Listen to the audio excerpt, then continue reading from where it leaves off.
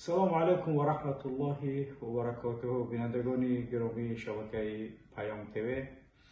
امیدوارم که انشاءالله خوب، صحت و سلامت باشید. البته چنانه که آگاهی دارید امروز 20 دکبر سال 2021 شبکه اصلاح تیوی که الحمدلله حدودی بیش از 150,000 اعضا و مشترک داشت از سبب شکایت های مقامات امنیتی کشور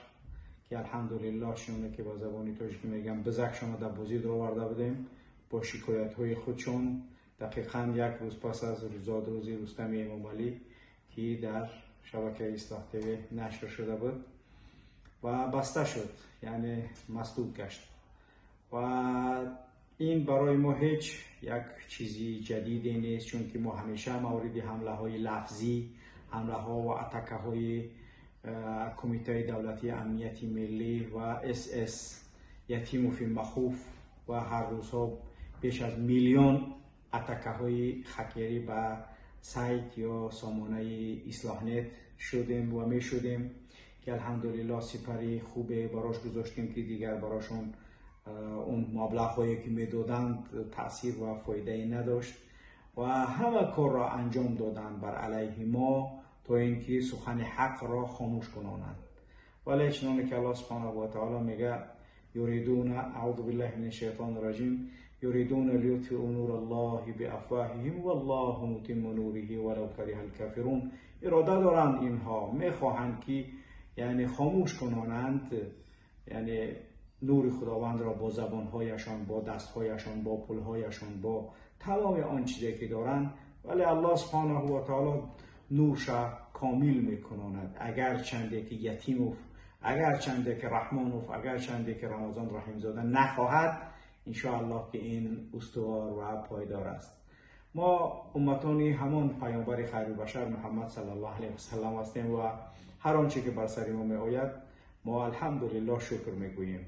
و بدون هیچ شک و شبهه ما انشاءالله که مبارزه های خود را باز هم بیشتر و در شکل جدید و اون چیزی که اونها انتظارش را نداشتند خواهیم کرد. ما در هدف و سخن های گفتیم، وعده هایی که برای اونها کردیم یعنی استوار هستیم. الحمدلله ده ها شبکه یوتیوبی در یعنی که یوتیوب فعالیت دارد که اونها نوارهای هر روزه ما رو نشر میکردن و از این به بعد هم یک نوار اگر در شبکه اصلاح تیوی یعنی که 100,000 میگرفت، حالا یعنی کار میکنیم که 10 شبکه یا 20 شبکه نشر شده تا 1 میلیون پرسموتر باشد تا رحمان و باز هم بیشتر دیوانه شود. و اما خاطر ما انشاءالله که مسیره و مبارزه خودمانه آرامانه بدون یگان یعنی خشونت ادامه میدهیم و هیچ خوف و ترس و هراس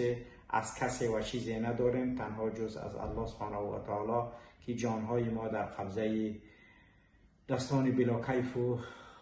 آن خداوندی پاک منان است. انشاءالله ما مسیره خودمان ادامه میدهیم و همه اون چیزهایی که مقامات کردند و شبکه اصلاح و تیم های گوناگون اصلاح آنها را کار کردند و تا امروز انشاءالله که آنها را ادامه میدیم. تمام نوارهایی که در شبکه اصلاح تیوی بودند ارشیو شده هستند و آنها اگر برقرار هم که نشود دوباره یعنی که میتونیم در هر کجای بگذاریم.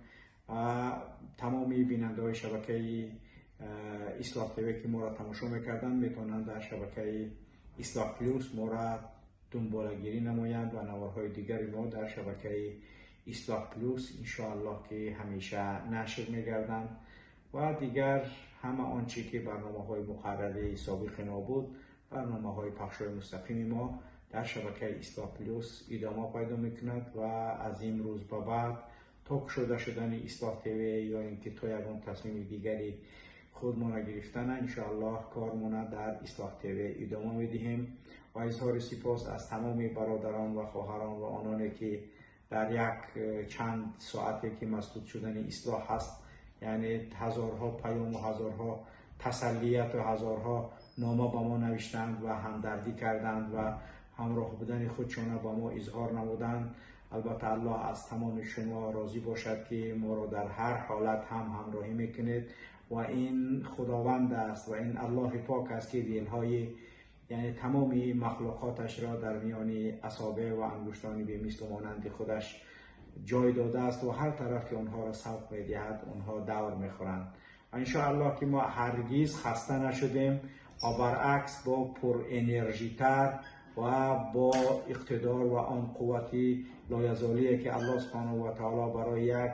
مرد مبارز عنایت می‌فرماید، خداوند ما را چنین عنایت فرموده است که انشاءالله خسته ناپذیر در این مسیر و در این راه مبارزه خودمانه، مبارزه حق تلاشانه و مبارزه صادق برای این وطن، این ملت خودمانه ادامه میدهیم. یتیموف در اون وعده های هم هستم. رستم آزاده آنچه گفتم خوب دیگر من با اون وعده های کردگیم یعنی عملی میکنم و انشاءالله اگر در 48 ساعت چند ساعت خواب میکردم خوزی دیگر تا اون چیزی که گفتم عملیش نکنم خواب نمیکنم. با همون خاطر